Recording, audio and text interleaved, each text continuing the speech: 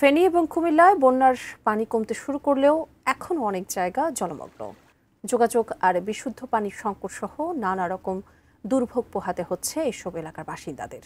একই পরিস্থিতি নোয়াখালীতেও। প্রতিনিধিদের পাঠানো তথ্য ছবি নিয়ে ডেস্ক রিপোর্ট। প্রায় সপ্তাহ জুড়েই টানা বৃষ্টি, সীমান্ত জনপদের নদীগুলোতে ছিল উজানের ঢলও, ফলে অনেক জায়গায় প্লাবিত হয়ে যায়, দুর্ভোগে পড়েন মানুষ।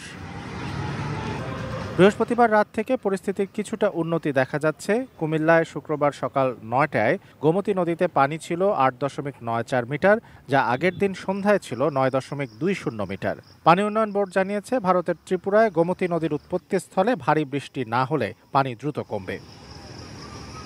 ফেনীতে মুহুরী, কহুয়া ও সিলোনিয়া নদীর ২১টি স্থানে বাঁধ ভেঙে ১০৯টি গ্রাম প্লাবিত হয়েছিল। ৮২টি আশ্রয় কেন্দ্রে ঠাঁই নিয়েছেন প্রায় ৯,৫০০ মানুষ। এখন পানি কমছে, তবে দুর্ভোগ নয়। খাট পর ধান চাল সব কিছুই তো নষ্ট হয়ে গেছে, কিছুই নাই। আমার তো ঘরের পানি যেটা নিচে সব নষ্ট হয়ে গেছে। বিল্ডিং তো আর যাদের তো নর্মাল করা আছে তো পাই অনেক কিছু ক্ষয়ক্ষতি হয়েছে। না কিছু দেওয়া হয় না, আমরা কিছু পাই নাই, কিছুই পাই নাই। আমরা জেলা প্রশাসন তো কিছু পাই নাই।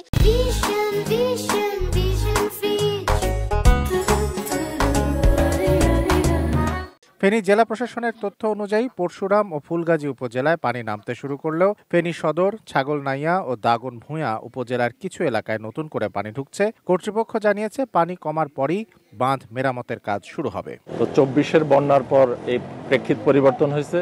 এখন আরো বড় আরো টেকসই আকারে বাঁধ নির্মাণের জন্য আমরা প্রকল্প প্রস্তাবনা দাখিল করেছি। একটা ফিজিবিলিটি শেষ হয়েছে, এটা চূড়ান্ত রিপোর্ট আমরা ড্রাফট রিপোর্ট দিয়েই আমরা ৭,৩৪০ কোটি টাকার প্রকল্প দাখিল করছি। পানি কমতে শুরু করেছে নোয়াখালীতেও।